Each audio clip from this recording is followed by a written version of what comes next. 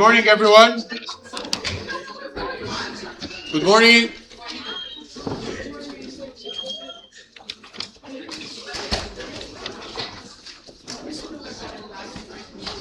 Okay. Great. Okay. So last time we saw Rolle's theorem. So we stated that if f is a continuous function on a closed and bounded interval AB and is differentiable on AB such that f of A is equal to f of B, then I can find a C in the open interval AB such that f prime of C is equal to 0. Let's try to show this theorem. So this is an example from the book. Show that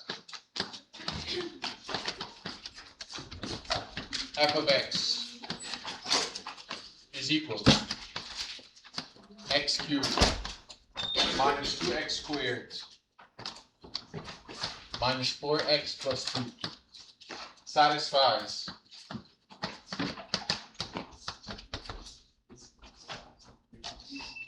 the hypothesis of Rolle's theorem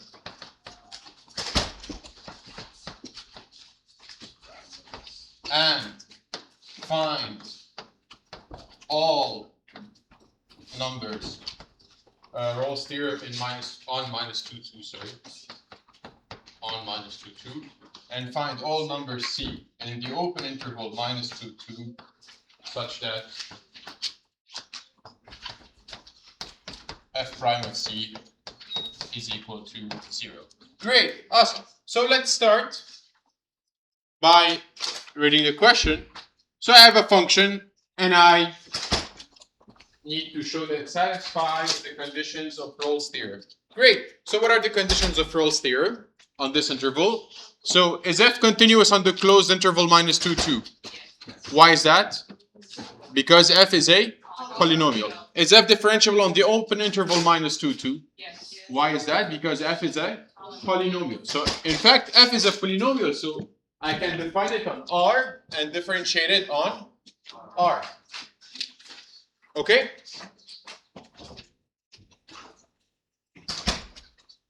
Yeah? Are we all good? Okay, please find a seat as fast as you can. Great. And what is the next condition? What is the last and the most important? Well, I'm not saying the most important, but an important condition that I need to satisfy, that f of minus 2 is equal to f of 2. F is a polynomial. So f is continuous and differentiable on R. Of course, saying differentiable on R is enough, but there's no harm in reiterating the continuity. So f is continuous on minus 2, 2 and differentiable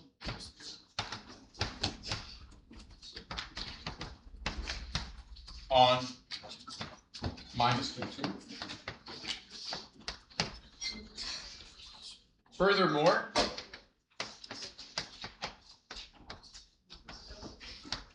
what is f of 2 equal to? What is f of 2? F of 2 is 2 cubed minus, so it's 8 minus 8 plus 2, right? You guys see that? F of 2 is 8 minus 8 plus 2.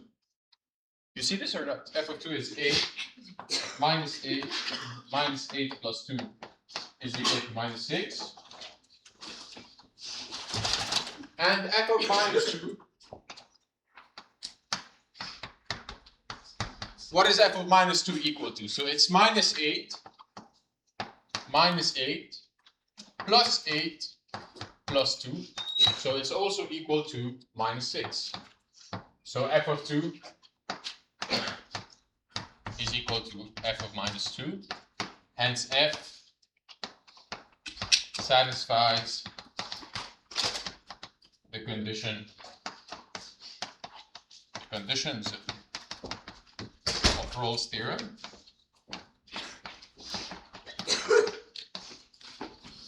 Now, we know that there exists a number in the open interval minus 2, 2, such that f prime of that number is equal to 0. So let's solve this equation. What is f prime of x? F prime of x is equal to 0 implies that 3x squared minus 4x minus 4 is equal to 0.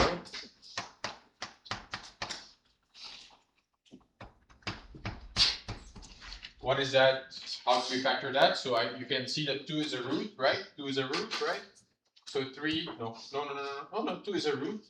So what do you have? You have x minus 2. And then what do you have? You have 3x plus 2, I think, yeah?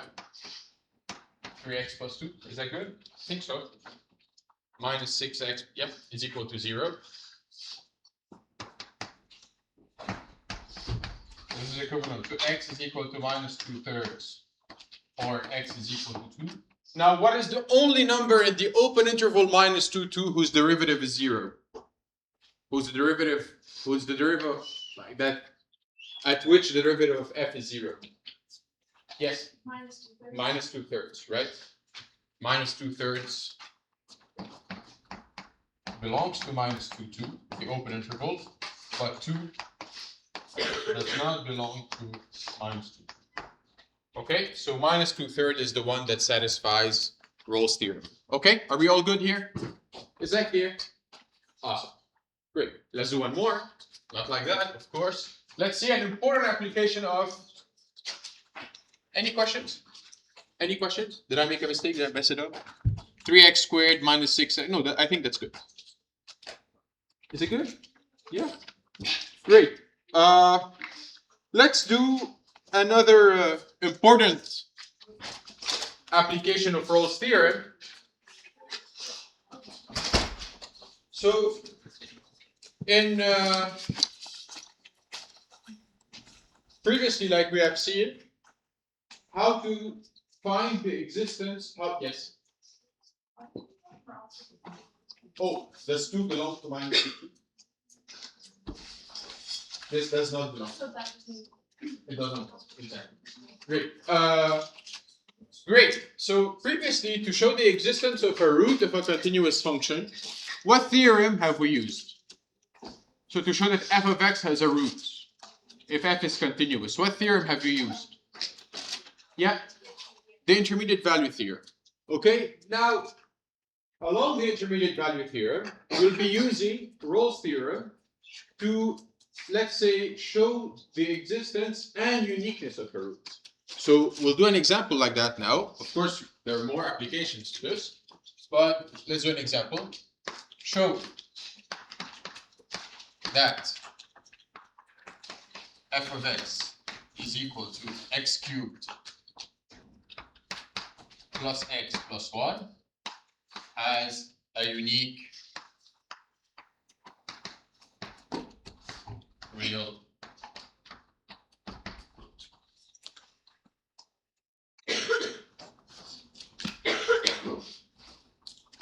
Great.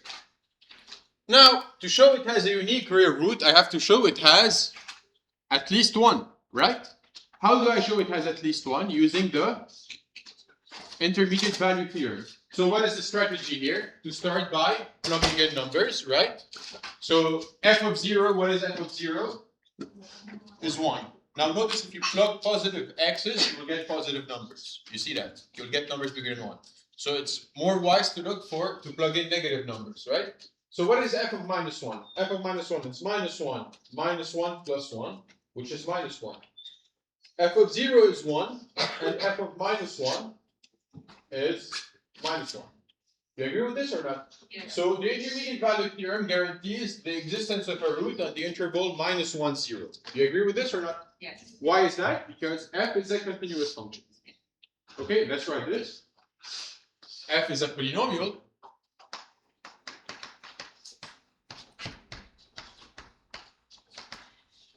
So f is continuous and differentiable. We'll add differentiable. I mean, now we'll just add it. And differentiable R. F of 0 is equal to 1, and f of minus 1 is equal to minus 1 plus 1 is equal to minus 1. Great. Hence, I'll keep Rolle's theorem. By the intermediate value theorem,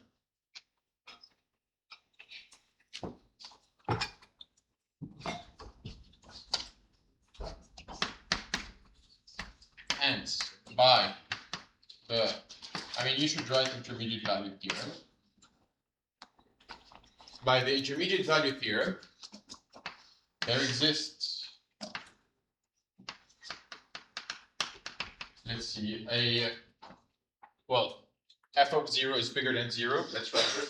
1 is bigger than 0, and f of minus 1 is less than 0. There exists, what do you want to call the root? Alpha and minus 1, 0, such that f of alpha is equal to 0. Agree? Great. Now, how do I show that this is a unique root?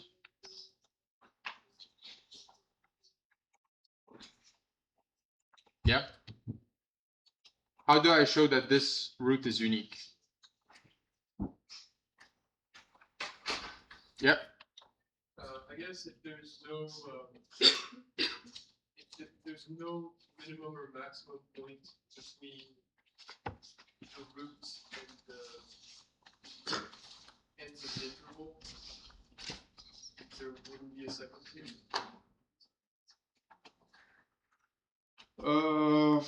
So like you want to see what is the max, you want to graph the function basically, right? Is that what you're saying? Yeah, so actually no, that doesn't really work. You could graphing the function would do it, right? But that would be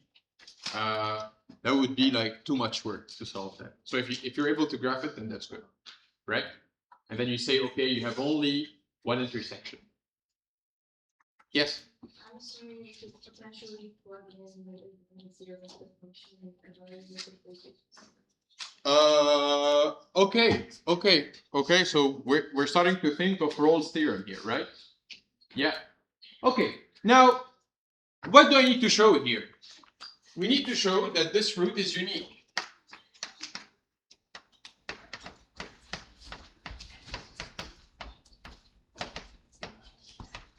The uniqueness of this root. We agree? Now,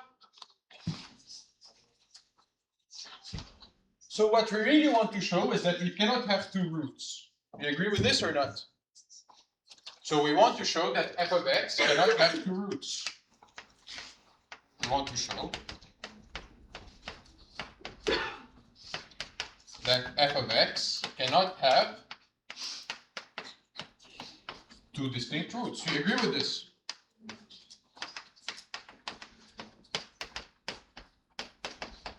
You agree with this? If I show that f of x cannot have two distinct roots, then this root is unique. So far, so good. Yeah. Okay? Great. Now, suppose we will argue by contradiction.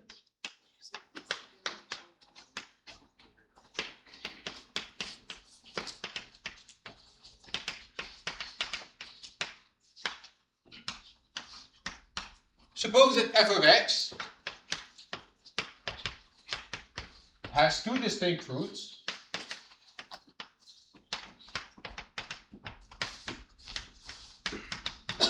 Let's say x1 strictly less than x2. Okay? You have two distinct roots. The smaller one is x1 and the bigger one is x2. What can I say about f of x1 if x1 is a root? If x1 is a root of f of x1 is equal to 0. What is f of x2 equal to? 0. Now is f, so f is continuous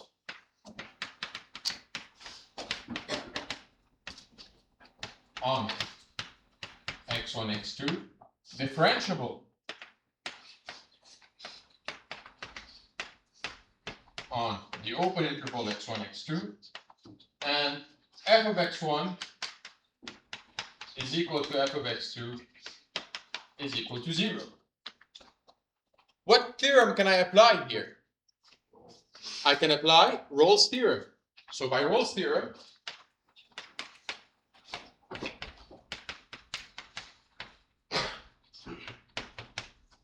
there exists C in the interval x1, x2, in the open interval x1, x2, such that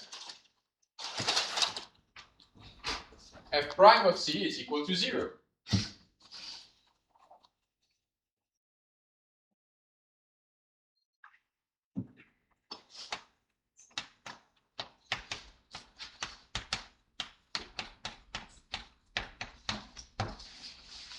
You agree with this or not?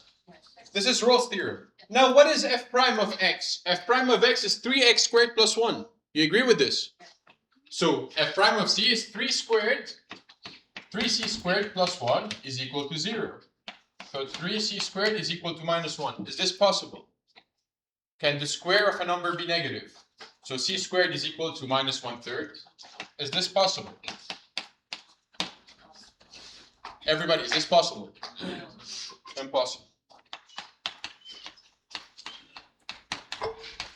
So the assumption I have started with is wrong. What is the assumption I have to start with? That f of x has two distinct roots. So f of x cannot have two distinct roots, and hence f of x has a unique root by combining the two things we have done.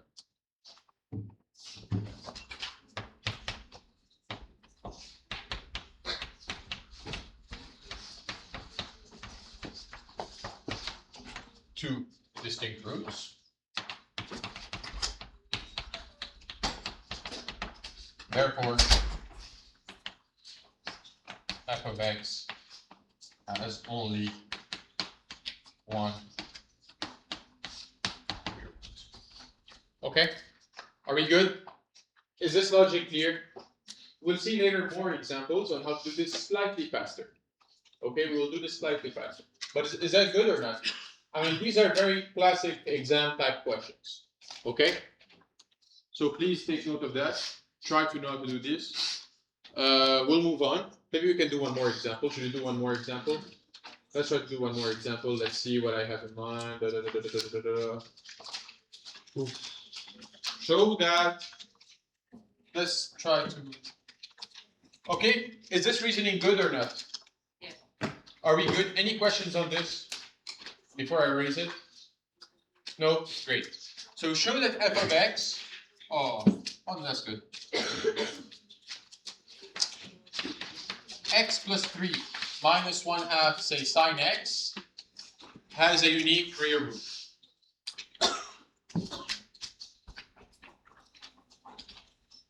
Again, what are the things to do? I have to show it has one root, at least one root.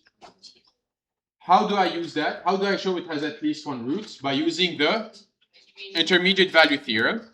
And how do I show the uniqueness of this root? Is by using Rolle's theorem. Okay? Now we'll see another way to do this later. But for now, this is it. Great. Now, let's start by plugging in numbers. Let's look at, so when x is very large, when x is negative, what do you expect f of x to be? When x is very large negative, say fx is minus 100, say. You expect f of x to be negative, right? You agree with this? Yes. Because the sine x will not play a big role. You see that or not? Yes. And if x is positive, you expect f to be positive because the sine x is very small, right? It's between minus 1 and 1. And when x is large, it's x that takes over. So let's start by plugging in numbers. I mean, let's plug in f of 0. F of 0 is equal to 3. And, if we want, let's plug in f of minus pi.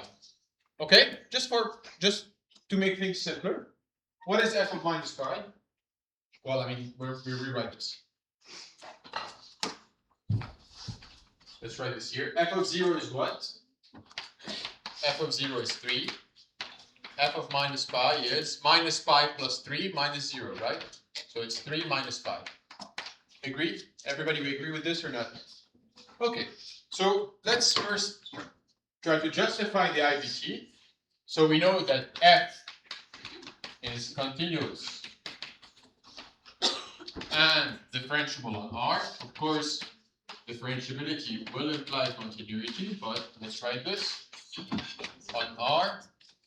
Since x plus 3 and sine x are differentiable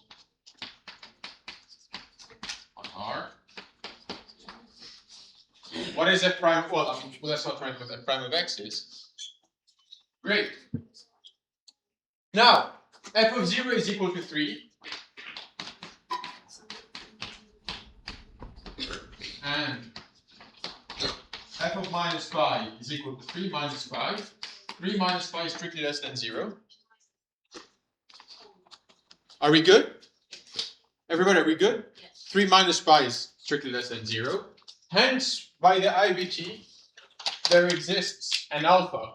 Okay, I think you cannot do that on your paper, but I can do this on the board. Alpha in minus pi 0, such that f of alpha is equal to 0. Right? Agree? Now we need to show the uniqueness of this root.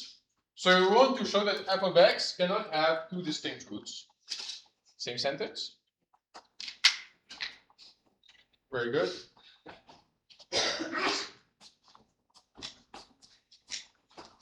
You can copy this down. Exactly. Well, that's very nice. Yes. We have to write that on. Of course. You have to write this on the exam. I mean, there's another way to do this, but you have to just fully justify. If you don't fully justify, you will lose points. Okay, we'll see another way to do this. I mean, you realize on your, I don't know if you received your midterm grade, I think you did. And if you did not justify, you lost a mark. So you lost marks if you did not justify. Okay, so please pay attention to this. Great. Okay, did you write this down? Did you copy this down? So, I mean, it's going to be the same thing. So we'll argue a contradiction. We will show that f of x cannot have two distinct roots. So if f of x had two distinct roots, x1 and x2, then we know by Rolle's theorem there exists a c inside the interval x1, x2, such that f prime of c is equal to 0. Are we good? Any questions? Are we good with this? F prime of c is equal to 0. Now, what is f prime of c? F prime of c is 1 minus 1/2 cosine c is equal to 0. Do you agree with this? What is f prime of x? F prime of x is 1 minus 1/2 cosine x. So f prime of c is equal to 0 will imply that 1 minus 1/2 cosine c is equal to 0. So 1/2 cosine c is equal to 1. This implies that cosine c is equal to 2. Impossible. Because cosine is between -1 and 1. Any questions? Are we good? Are we clear? Is it clear? Yes or no? This is very important, so please know it. Yes?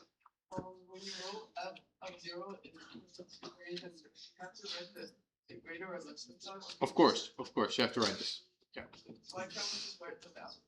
Why can't you? Why can't we just write the value 1? Why? Pardon me? Why can't we just write the value 1? What do you mean the value of y? Like, when we sub it in, we just get a value of 1. So, writing the 3 is like greater than 0. Oh, 3 is greater than 0? Yeah, you can do that. I just did it in one step. F of 0 is equal to 3 is bigger than 0. And f of minus pi is 3 minus pi is strictly less than 0. Oh, That's fine. Yeah. As long as you write that 3 is bigger than 0 and 3 minus pi is bigger. Right? And you need to show that these are actually values of f, right? Great. Awesome.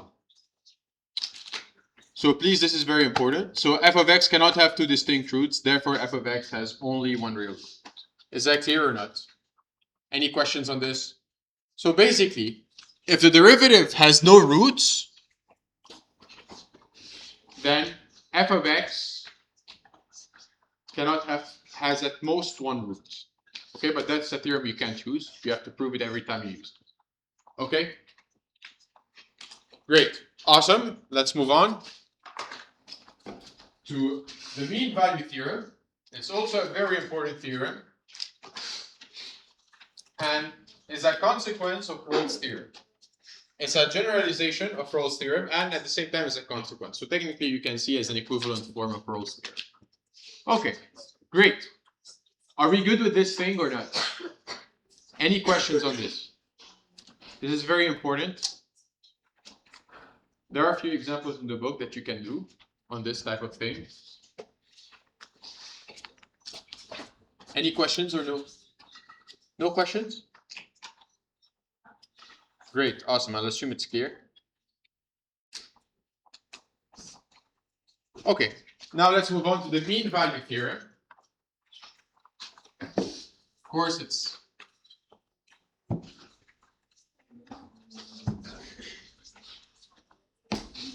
oops.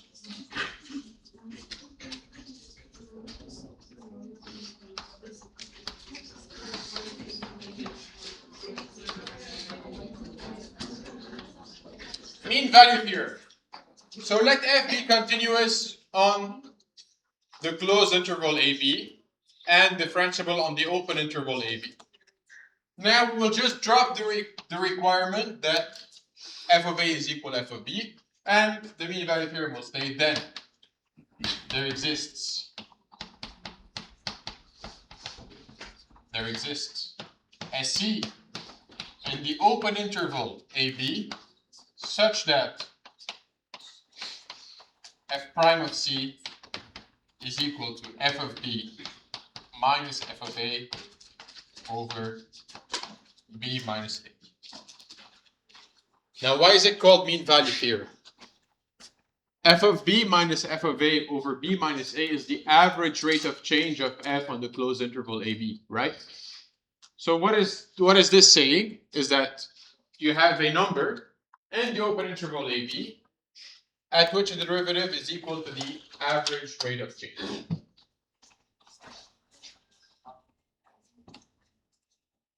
Okay, let's draw a picture basically.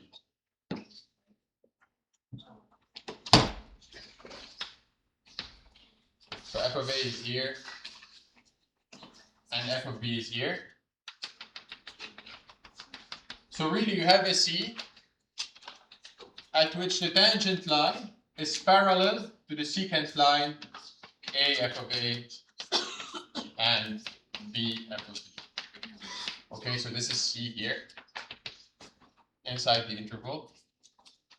And you have that f prime of C is equal, the slope of the tangent line is equal to the same slope of the secant line between A f of A and B f of B. Okay. Now the proof of this is left as an exercise. But the idea is to apply Rolle's theorem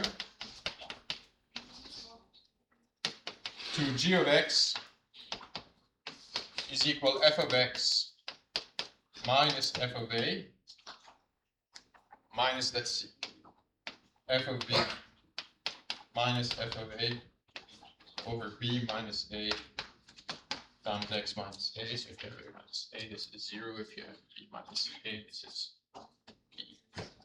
Okay? This is the proof. I will not do it. I'll leave it here as an exercise. And we'll just use the result.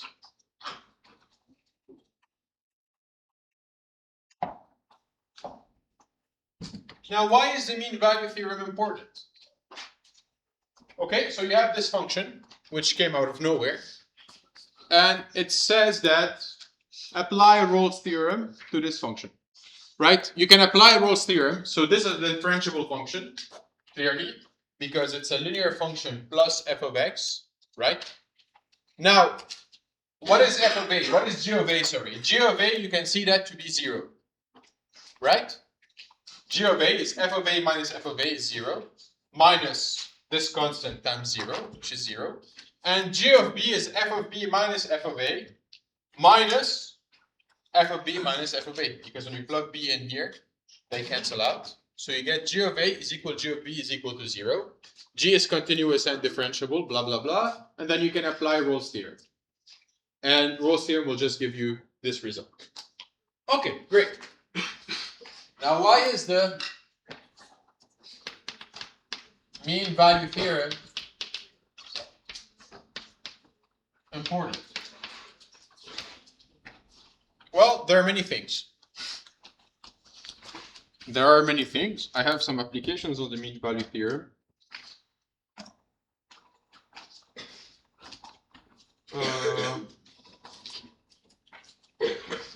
Let's do one action. Okay? Let's give some applications of the MVT.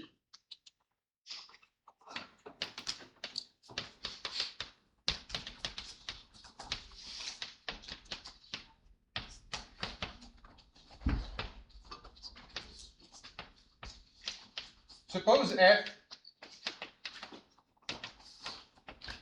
is differentiable on, let's say, 1, 4 and continuous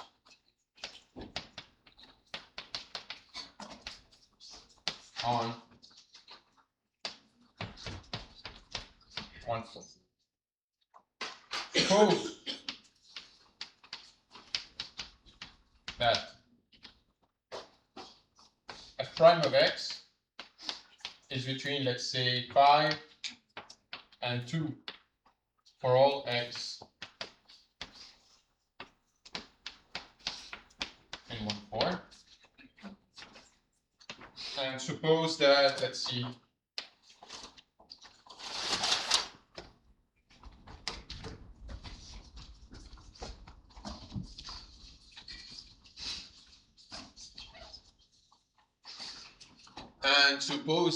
let's see, f of 1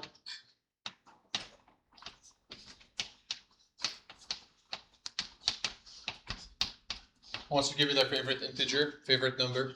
Please raise your hands. No one wants to give their favorite. Yes? 11. 11. So f of 1 is equal to 11. How large and how small can f of 4 be?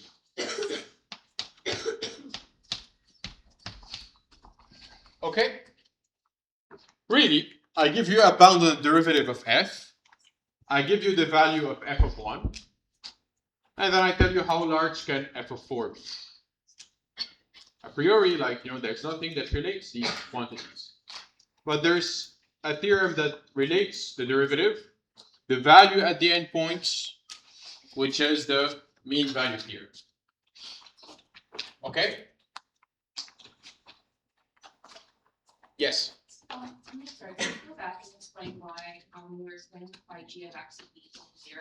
I'm not understanding wrong. G of x is not equal to 0. G of a is equal to 0 and g of b is equal to 0. Was that the condition that you said? Yeah, G of x was set up in a way to apply Rolle's theorem. G of a is equal to 0, G of b is equal to 0, G is continuous and differentiable. Oh, okay. So I missed the part where you said g of a. Pardon me? G of a is equal to G of b is equal to 0. Now differentiate G, what do you get? You get G prime of x is f prime minus fb minus fa over b minus a. And then when you solve that for Rolle's theorem, you get that there exists a c, so that G prime of c is equal to 0. So f prime of c minus that ratio is equal to 0, so f prime of c is equal to that ratio. Okay?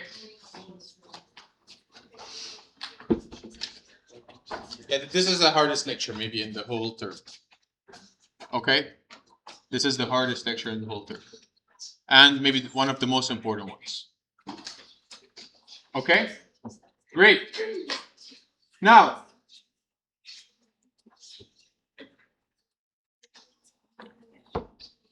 any questions on this or not? Okay. How small and how large can f of 4 be? Well, the answer is using the mean value theorem. Of course, we will not give a definitive answer. We'll just give some bounds. Okay? F is continuous on 1/4, differentiable on 1/4. Hence, by the MDT, which you should write out completely, there exists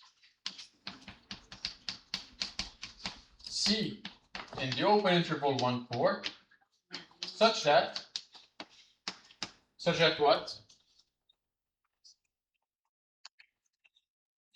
F prime of C is equal to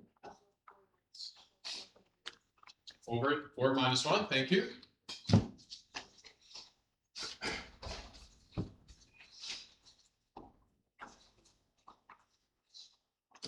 Such that f prime of C is equal to f of 4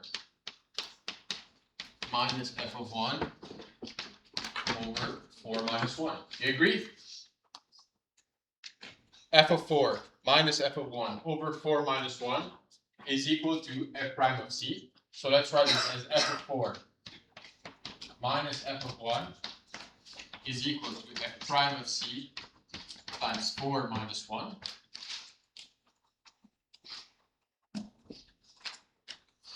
Great. So f of 4 minus f of 1 is equal to f prime of C times 3. What do I need to, what is known to me?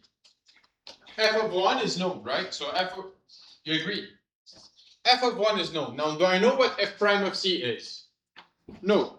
But do I know how to bound f prime of C? I know how to bound f prime of C. It's between 2 and 5. So can I find bounds on f of 4 provided I know these bounds? Let's see. So f of 4 minus 11, or f of 4 minus 11 is equal to 3 f prime of C. So f of 4 is 3 f prime of C plus 11.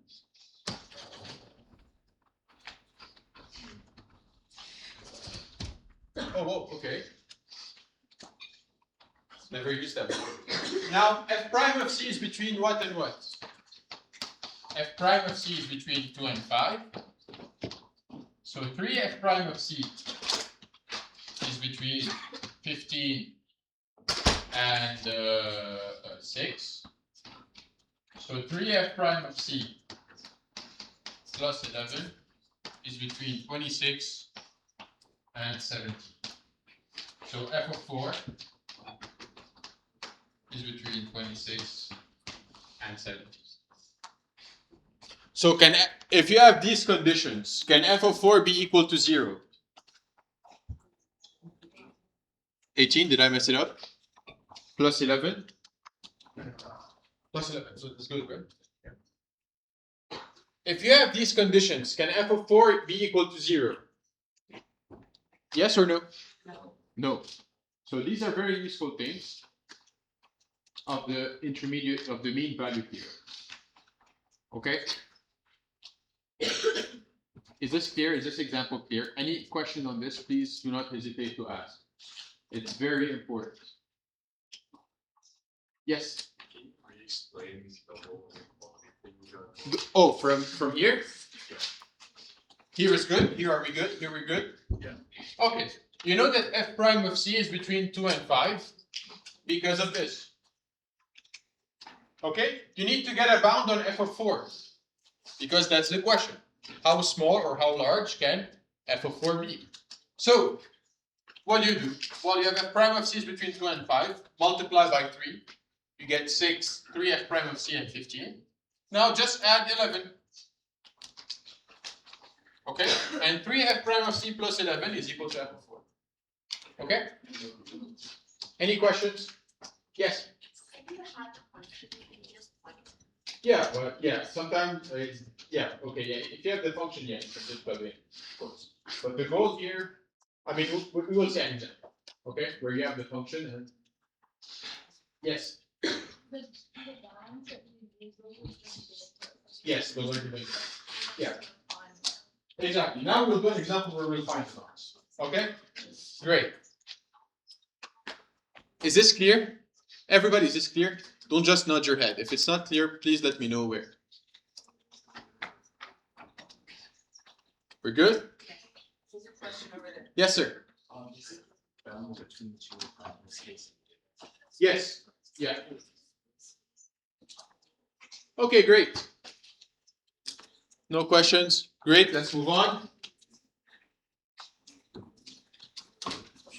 I'll do an example now. Now, another application of the MBT is trying to show. By the way, let's rewrite this. Can we rewrite this as just f prime of c times b minus a is equal to fb minus fa? Is that fine? If we write this, that's fine, right? You agree I just brought the b minus a on the other side. Is that okay? Yeah. I'll be using this for. Or you put the fb minus fa on the other side. Now, these are very useful in showing inequalities as well. Now here, I'll do two examples where we'll find the bounds. I'll write them, maybe you can think of the second one. Show that. This is the third one, we're not gonna do, I don't think we'll have time to finish this today. For any xy, or for any xy in R, cosine x minus cosine y in absolute value is less than x minus y. Show that for any x between 0 and pi over 2, that tan x is strictly bigger than x.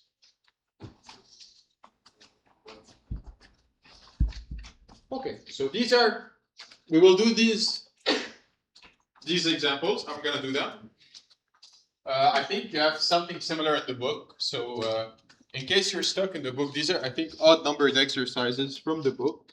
So this is page 296, exercise 33. And let's see, let me double check. This is page 296, exercise. Look at page 296, exercise 33. You have something similar. And this is page 296, exercise 35. I mean, these are odd numbered exercises. I'm doing something similar in order to help you out in case you're stuck. So you can just look at this to see how to proceed. Okay, don't look at whatever solution you have or whatever. Just read your notes, try it yourself, and if you can't figure it out, try to read your notes. Yes? Where? 0 pi over 2. Oh. Yeah? That's 0 pi over 2. Yes. What does it say next to that? Oh, nothing. Show that 2 points basically. Called tan x. Oh, that's Tan x is bigger than x. Okay, now the idea here is really these are functions that we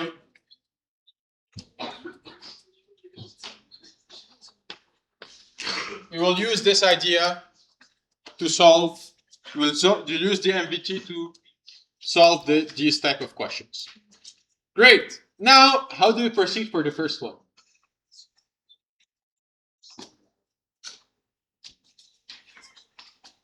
Really, I mean, when we first encounter something like that, we're clueless, right?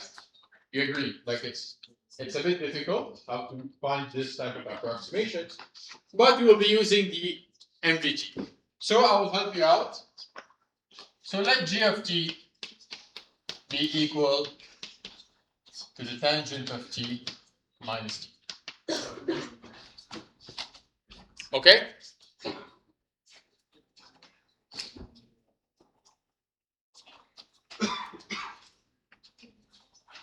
Now, x is between what number? 0 and pi over 2, right? Define for t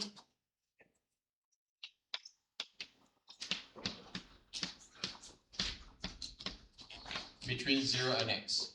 Does this make sense? Can I define g here? Is g defined at x? It is defined because x is between 0 and pi over 2. You guys see this, right? G is defined on 0x since x belongs to 0 pi over 2. Great. Now, what is g of 0? G of 0 is 0. You agree? So really what do I need to show is that I need to show that g of x is positive. That's what the question is asking me. You guys see this? The question is asking me to show that g of x is positive. Right? You see this? You need to show that tan x is strictly bigger than x. So tan x minus x is strictly bigger than 0. So you need to show that g of x is positive.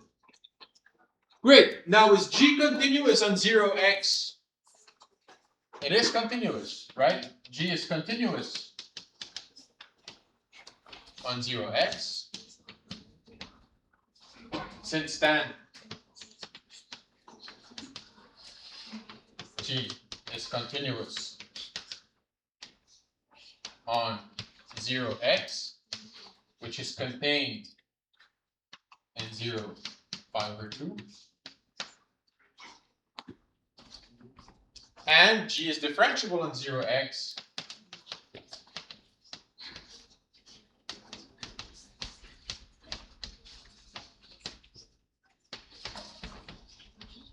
with G prime of x, with G prime of t, sorry, is equal to secant squared t minus 1. Now, by applying the MDT on 0x,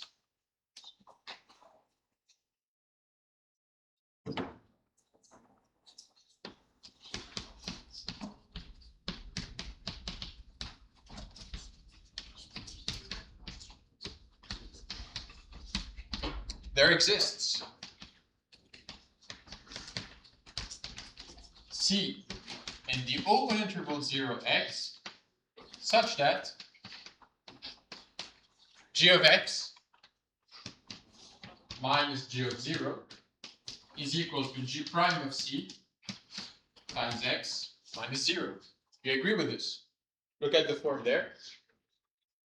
The difference of g at the endpoints is equal to the derivative at some point in the middle times the difference of the value of these 2 points. So far, so good. So far, so good. Are we following? Are we following? Yeah. Why did you use this open bracket for 0 pi over 2 and use the closed bracket? Because tan t is not continuous with pi over 2. Oh. Okay? X is strictly less than pi over 2. Great. Now what is g of x? G of x is tan x minus x. G of 0 is equal to 0. G prime of c is secant squared c minus 1 times x. Now, secant squared minus 1. If c is between strictly bigger than 0 and strictly smaller than pi over 2, what can you say about secant squared? It's strictly bigger than 1. You guys see this or not? If c is between 0, so c is between 0 and x. So secant squared minus c is strictly bigger than 0, since strictly bigger than 1, since c is between 0 and x is less than pi over 2, and x is positive. What do you get here? You get just the tan x minus x